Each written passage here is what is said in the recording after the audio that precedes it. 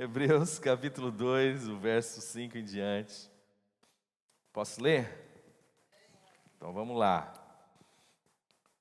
Pois não foi a anjos que sujeitou o mundo que há de vir, sobre o qual estamos falando. Antes alguém em certo lugar deu pleno testemunho dizendo, ele está falando do salmista, no Salmo 8, o que é o homem que dele te lembres, ou o filho do homem que o visites? Fizeste-o por um pouco menor que os anjos, de glória e de honra o coroaste, e constituístes sobre as obras de tuas mãos. Todas as coisas sujeitastes debaixo de seus pés. Todas as coisas sujeitastes debaixo de seus pés. Está falando de quem? Está falando do homem. Ele está dizendo, o que é o homem? Não foi aos anjos que o Senhor sujeitou o mundo. Mas em certo lugar alguém disse, o que é o homem? Para que dele te lembres, para que te importes tanto com ele. Contudo fizeste por um pouco menor do que os anjos, de glória e de honra o coroastes, e o constituíste sobre as obras das tuas mãos. Todas as coisas sujeitastes debaixo de seus pés. Ora, desde que sujeitou todas as coisas, nada deixou fora do seu domínio. De quem ele está falando? Roberto, acho que era bom fechar a porta lá do fundo, mano. De quem que ele está falando?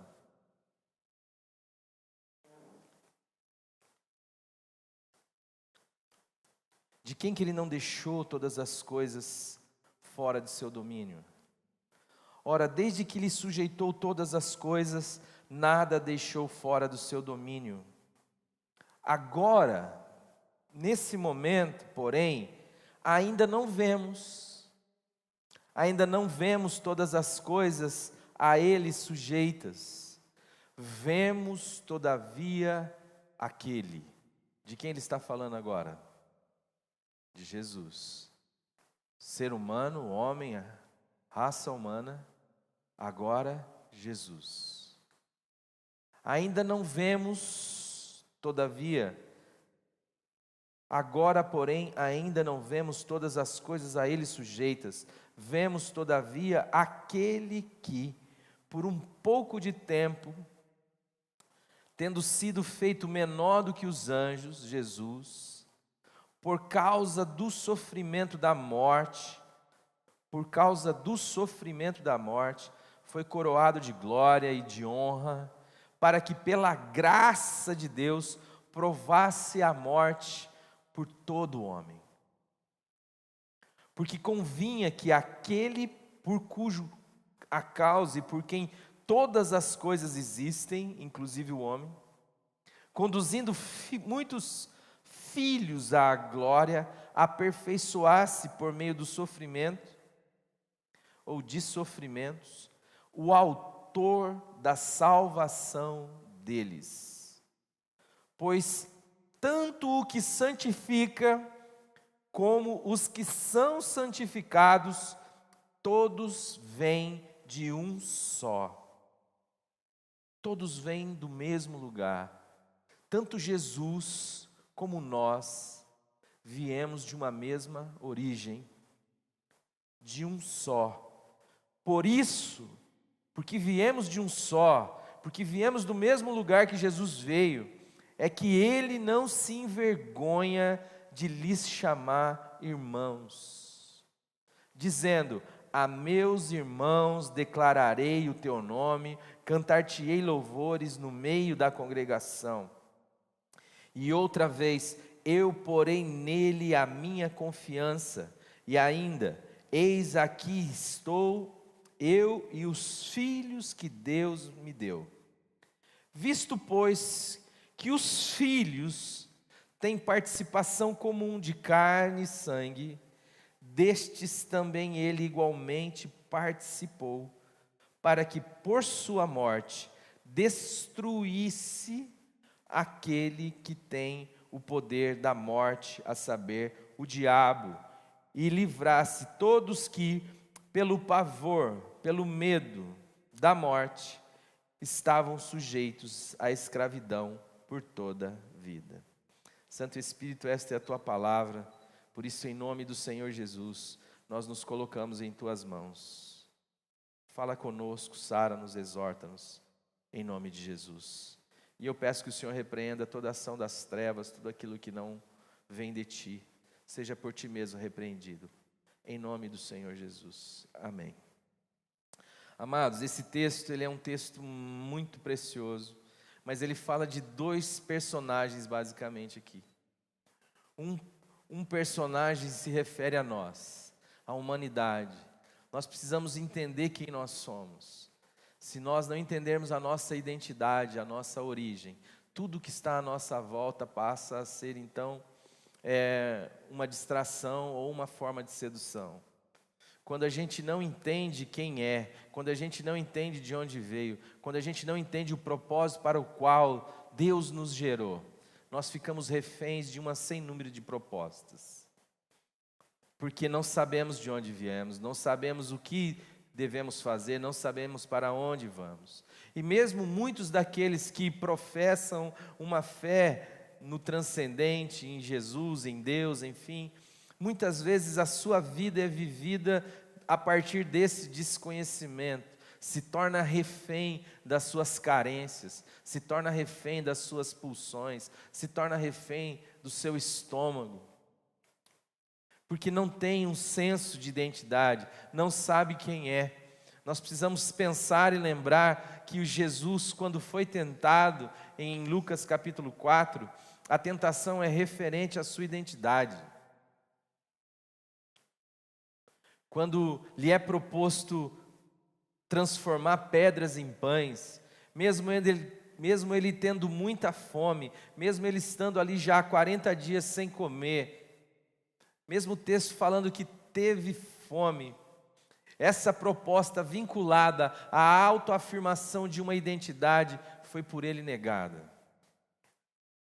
Se tu és o Filho de Deus, mande essas pedras se transformarem em pães. Mas ele diz, não, nem só de pão vive o homem, mas de toda palavra que procede da boca de Deus. Eu me deparo com pessoas, com gente que você precisa cuidar no dia a dia, olhar, ouvir, e o que você percebe é uma falta de identidade absoluta.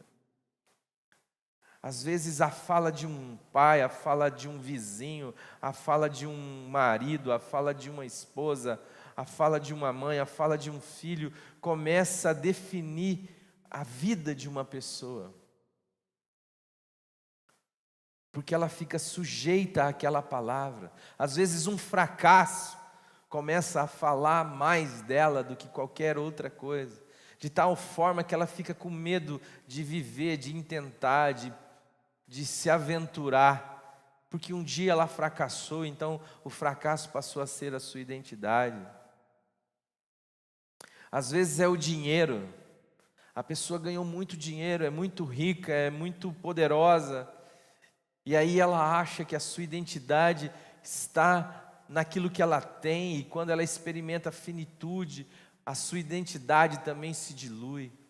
Quando ela experimenta a fragilidade do seu corpo, uma enfermidade, um filho que morre, um casamento que acaba, tudo isso começa a frustrar de tal maneira, porque a pessoa já não sabe mais quem é. Mas o texto aos Hebreus está dizendo sobre qual é a nossa realidade. E ele vai falando sobre esta forma de Deus olhar para a humanidade, que já estava registrada lá em Gênesis capítulo 3, o verso 15. Perdão, Gênesis 1, 26. Façamos o homem à nossa imagem, à nossa semelhança, e domine ele, governe ele. E o texto só está replicando o mesmo espírito. A nossa origem está em Deus, a nossa essência está em Deus. Deus nos criou para sermos filhos e filhas de Deus, herdeiros de Deus e co-herdeiros com Cristo Jesus. Para que nós pudéssemos exercer, manifestar em nossa vida, em nossa história, neste mundo, em tudo que foi criado, o governo de Deus, em relação com Deus. Aquilo que Jesus vai dizer, meu Pai trabalha até agora e eu também trabalho, lá em João 5. Essa ideia de comunhão com Deus, Deus partilhando conosco esta realidade de ação em sua criação, e partilhando conosco a sua glória. O texto vai dizendo: de glória o coroaste, de honra e de glória o coroaste. O ser humano é este paradoxo. É em si mesmo o que é o homem, mas é também coroado por Deus, por uma vontade de Deus, por um desejo de Deus, de expandir sua família, de em uma criatura fazer parte da Santa Trindade, fazer parte da pericorese de Deus, da ciranda de Deus, do governo de Deus. E é isso que o texto está dizendo. E o texto vai dizer: o que é o homem para que dele te lembres, para que te importe tanto com ele? Isto gera um espanto cósmico, isto gera um espanto em tudo que há criado, em tudo que foi feito, quer sejam as coisas visíveis, quer sejam as coisas invisíveis.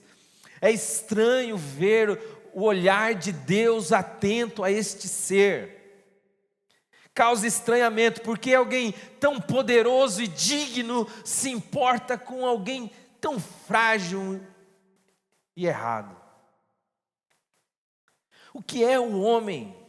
É o que está no coração do salmista. O que é o homem para que dele te lembres? O que é o homem para que te importes tanto com ele?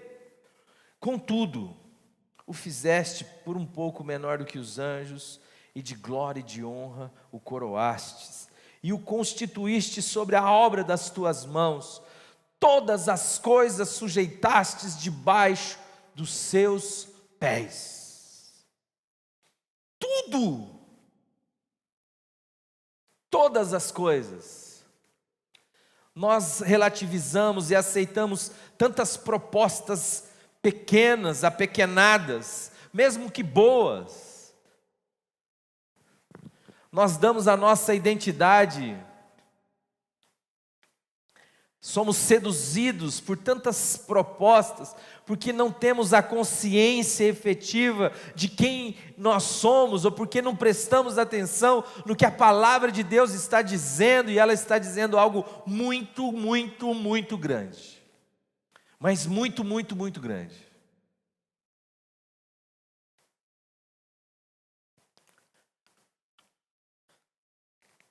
Ora, desde que lhe sujeitou todas as coisas, nada deixou fora do seu domínio. É certo que agora, porém, ainda não vemos todas as coisas a ele sujeito. Você vai olhar na sua vida e você vai perceber essa ambiguidade de uma fala de Deus, mas de uma situação ainda não revelada. A vida aqui é para ser vivida pela fé. É para ser vivida na direção daquilo que a gente não vê. É para ter a convicção das coisas que a gente espera. E aí eu não estou falando de ter carro, casa, de passar em concurso. Eu estou falando de ser filho e filha de Deus. De partilhar em comunhão com Deus daquilo que Deus está fazendo. De tal forma que, do mesmo modo que Deus nos glorifica nele, nós glorificamos Deus em nós. É uma relação de amor, de intimidade, é uma relação, melhor dizendo. Deus não é alguém para você pagar pau, que nem diz o outro, para você ir lá e bajular. Deus sabe quem é e Ele não tem nenhum problema com a sua identidade. Ele sabe que Ele é poderoso, Ele sabe que Ele é bom, Ele sabe que Ele é grandioso, Ele sabe que Ele é o Criador, Ele sabe que Ele tem todo, Ele sabe de tudo isso. Deus quer que a gente ande com Ele. Deus nos criou para a relação, é para isso que nós temos filhos. E Deus já havia dito: anda comigo, anda na minha presença só. Eu vou te fazer perfeito. Nós perdemos a perspectiva relacional do Evangelho e passamos a fazer do Evangelho uma religião, como se Deus quisesse um culto. Mas o Evangelho traz a proposta do culto para a vida. Eu vivo em culto, eu não saio do culto. Quer eu coma, quer eu beba, quer eu faça outra coisa qualquer, eu sou chamado a partilhar a vida em Deus, com Deus e para Deus. É aí que as religiões crescem, proliferam. De um ser humano que não sabe quem é e, portanto, não sabe quem Deus é. E aí os ritos servem para manipular o divino, para manipular o sagrado, em favor das minhas seduções, das minhas carências, das minhas fomes. Porque não estou satisfeito, porque não estou saciado. Porque o Salmo 23 é só um salmo para ficar aberto. Mas não é para ter entendimento de que se o Senhor é o meu pastor, eu estou satisfeito, eu não preciso de mais nada. A gente começa a usar Deus para matar a nossa fome. Nós começamos a ceder à tentação de Satanás e começamos a usar Deus para transformar pedra em pão, para a gente comer, sem ter a consciência de que o nosso ventre tornou-se o nosso Deus.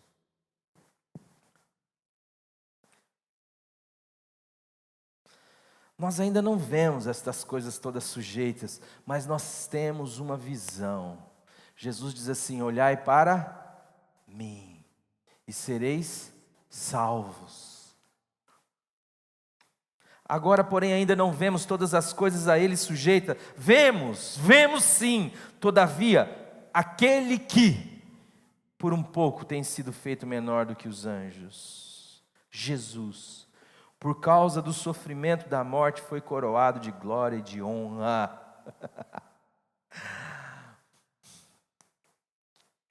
Domingo passado foi o que, meus amores? Páscoa fala do quê? É a coisa que a igreja não sabe. A igreja não vive pela ressurreição. 90% do que a gente chama de igreja hoje existe por causa do aqui e agora. Existe por causa da morte. E a proposta é fazer de qualquer coisa para que você não morra.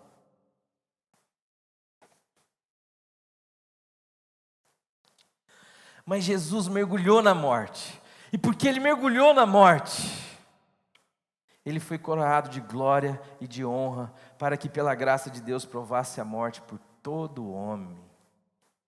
Ele falou: peraí, esses caras estão com medo, de ter um fim, é porque eles não sabem quem eles são. Mas eu vou me unir a eles, eu vou me fazer um com eles. Eu vou me revestir de carne e sangue, visto que os filhos participam comumente de carne e sangue, Ele também participou dessas coisas.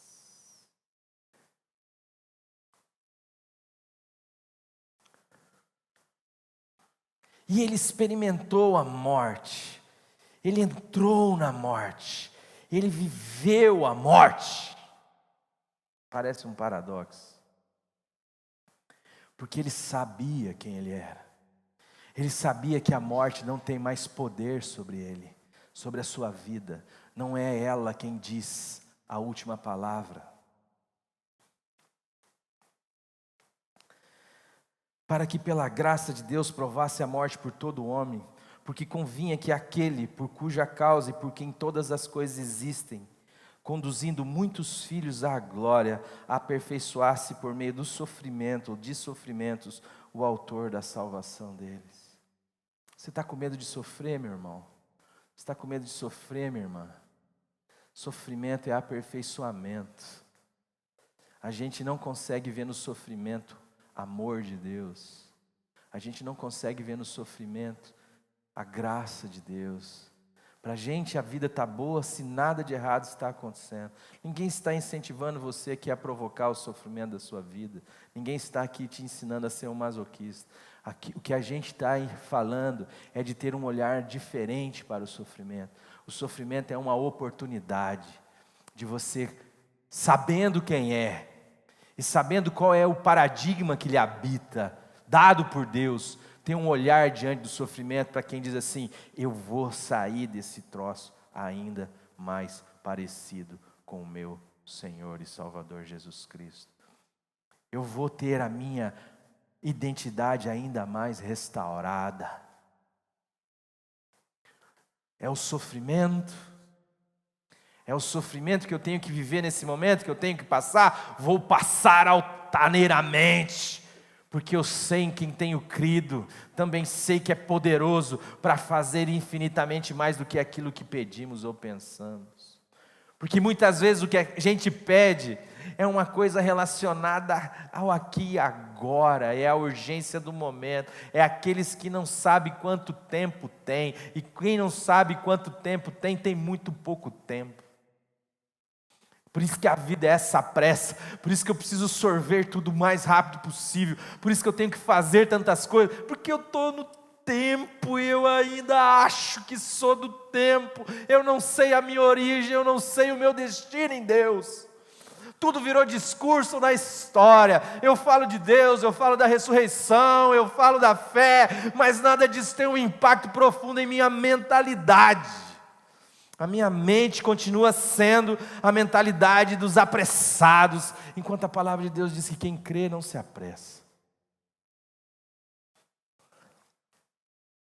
A mentalidade de quem precisa realizar, fazer, porque meu tempo está acabando. Que tempo, irmão? Se você foi unido a Jesus Cristo, você foi unido na sua morte e na sua ressurreição. A morte é só um portal. A morte não lhe mata. A morte não mata mais ninguém.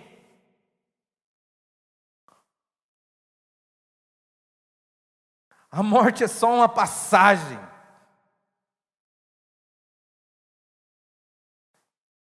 Passou da morte para a vida. A morte, nem um braço quebrado é mais.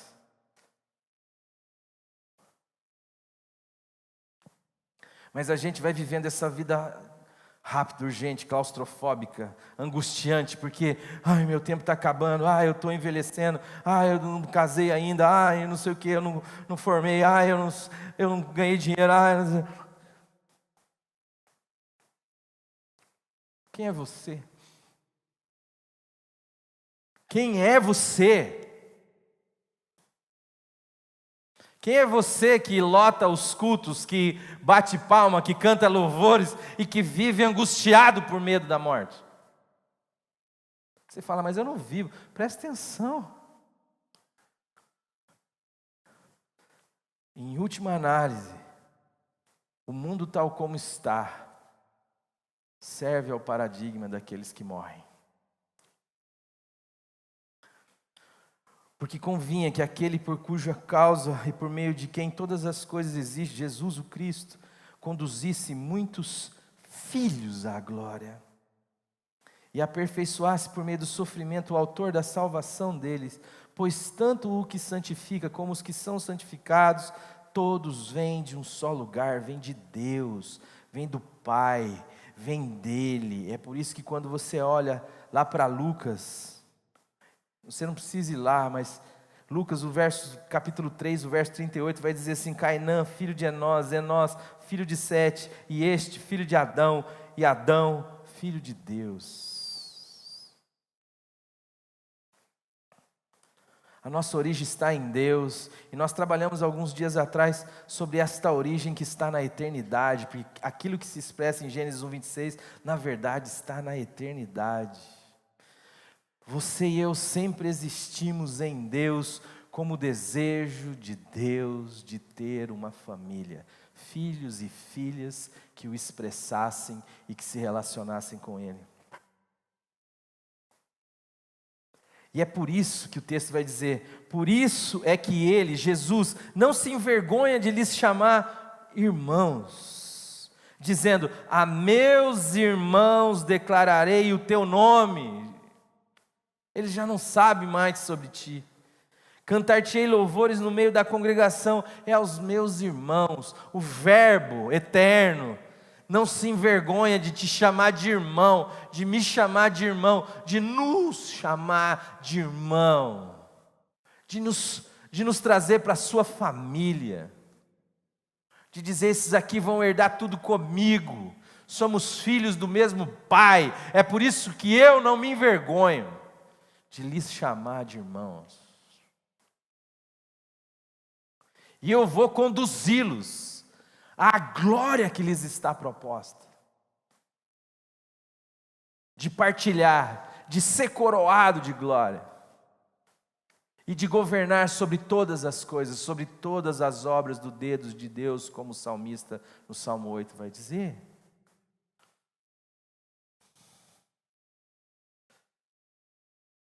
Eu quero trazer os meus irmãos para essa realidade. Hoje um homem governa o universo, Jesus o Cristo. Tudo está sujeito nos seus pés. E Ele quer partilhar isso conosco.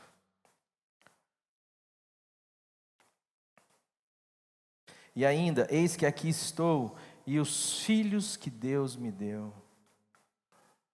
Visto, pois, que os filhos têm participação comum de carne e sangue, deste também ele, Jesus, igualmente participou, para que por sua morte destruísse aquele que tem o poder da morte, a saber, o diabo, e livrasse todos que pelo pavor da morte estavam sujeitos à escravidão por toda a vida.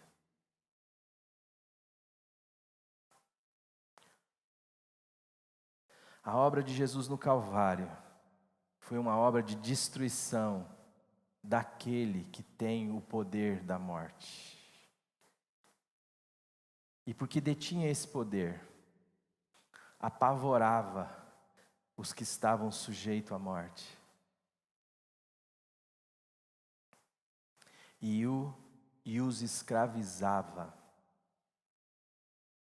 Eu fico vendo e me deparando com pessoas no meu consultório, ou na rua, ou na igreja, ou em lugares, gente que não tem medo de dar, gente que tem medo de dar um passo, que tem medo de sonhar, gente que não consegue mais andar pela fé, porque tudo é arriscado, tudo é perigoso, tudo pode pôr um fim à minha história.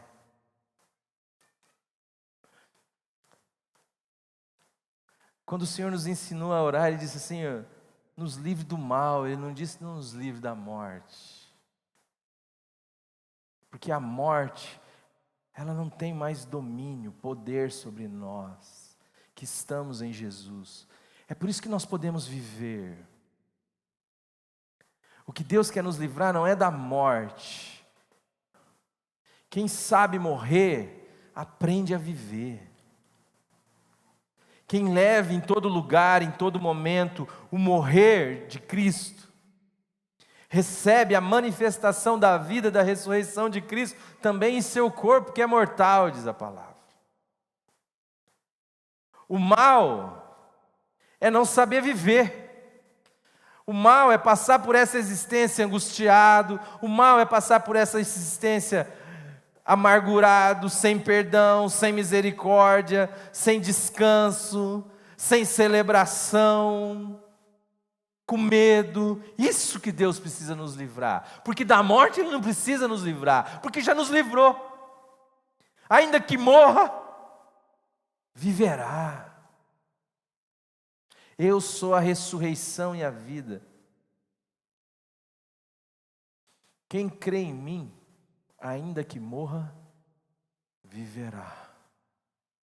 Mas nós vivemos essa vidinha diminuta, essa vidinha encolhida por medo da morte. Somos escravos, muitas vezes. Às vezes eu brinco com o Roberto, citando às vezes essa estrutura que é descrita como aquele elefante que é capturado selvagem, que tem uma força descomunal, e os caras então enterram uma estaca de 7 metros de profundidade, e amarram ali uma corrente das mais grossas, e atam ao pé desse elefante, e ele tenta se debater com aquilo para se livrar, e não consegue, e aí aquilo machuca o pé dele, e com o tempo ele deixa de fazer aquela força, aí chega uma hora que os caras batem um cabo de vassoura no chão e colocam uma cordinha na sua perna e ele, só pelo peso da corda, já se entende como limitado. Sendo que ele tem força para derrubar o circo, mas ele agora entende que não mais, já está condicionado à morte, à escravidão. Muitas vezes o que impera nas nossas mentes, o paradigma das nossas ações, é o desejo de se proteger, de se salvar. É o desejo que se expressa pelo medo da morte. Mas se Jesus Cristo ressuscitou, como a igreja comemorou aqui no domingo passado, e em todos os lugares nesse país, é para que você e eu possamos viver, para que você e eu, em comunhão com Deus, possamos ter coragem de não ter mais medo do inferno, nem do diabo, nem da morte, mas seguir sabendo que somos cidadãos seguros, guardados em Cristo Jesus, protegidos, para poder viver o bem, a bondade, em comunhão com o Pai, na construção do seu reino nessa terra. Que não estamos mais aqui para satisfazer as nossas carências, uma vez que Cristo é o pão nosso que cai do céu todos os dias e de que traz alimento e saciedade para as nossas vidas. Porque o que Ele é, eu sou. Se Ele é filho de Deus, eu sou filho de Deus. Se Ele é herdeiro de Deus, eu sou co-herdeiro com Ele. Se Ele morreu, eu já morri. Se Ele ressuscitou, eu já ressuscitei. Se isso não tiver um impacto na minha e na sua vida, vira dogma, vira religião.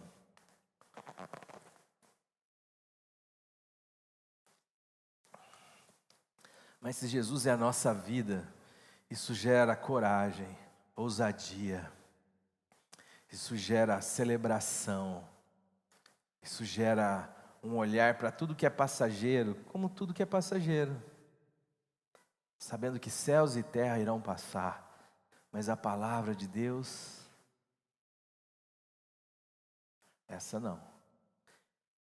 Sabe o que você é em última instância? Você e eu. Quando Deus disse, haja luz, o que aconteceu? Me ajuda, vai gente. Houve luz. E quando Ele disse, façamos o homem? Ele nos fez. Você é, em última análise, a palavra de Deus materializada, a vontade de Deus expressa. Céus e terra irão passar, mas nós não. Se estamos em Cristo, podemos viver pela fé, com coragem, pela graça, guardados, sabendo que o que impera em nós é a ressurreição. Que o diabo não alimente na sua cabeça o medo, contando o seu tempo como quem vira uma ampulheta, e você, cego, míope, começa a olhar para aquilo e começa a dizer, o que eu faço? O que eu faço primeiro? Faz o que a vida manda fazer.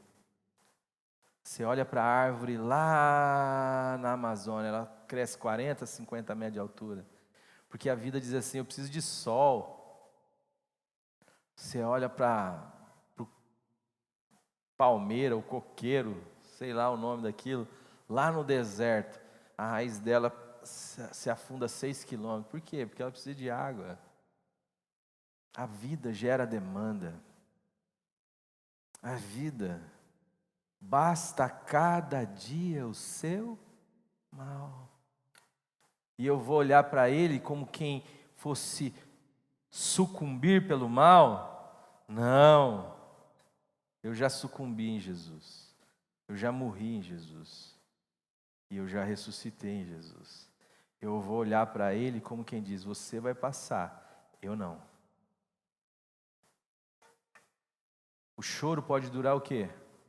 Uma noite. Mas eu não. Pela manhã o sol brilha.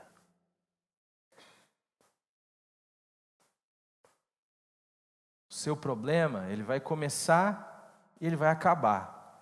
Como tantos outros problemas na sua vida que já tiveram um começo, um meio e um fim. E você permaneceu e eles passaram. E você ainda não atentou. De tal forma que o seu sofrimento é evitar os seus problemas. Nisso se perpetua o seu sofrimento. Mas não no sofrimento em si. Porque sofrimento em si nenhum é perpétuo. Ele tem um passo. Ele tem um momento. Ele vai começar, meiar e ter um fim. Agora eu e você não. Nós podemos ter um olhar de esperança. Porque céus e terra irão passar. Porque Jesus morreu e ressuscitou. E Ele venceu e destruiu o diabo. Aquele que podia, de alguma forma, nos escravizar pelo medo da morte. Ah, você tem medinho de morrer? Então vem aqui que você é meu escravinho. Senão eu te mato. Se você não fizer o que eu quero, eu vou e te arrebento. Quanto crente com medo do diabo, é um negócio impressionante. Quanto filho de Deus, vamos dizer, vamos considerar assim, quanto crente com medo da morte. Faz de tudo, se pudesse, protelaria o céu até a última instância. Todo mundo quer ir para o céu, mas ninguém quer morrer. Mentalidade escrava, mentalidade pequena, mentalidade da morte. A ressurreição, vamos para o estouro. Tem gigante? Tem, vamos sair no soco com ele. Tem o que comer? Tem banquete? Vamos celebrar. Não tem nada? Vamos comer palavra de Deus hoje.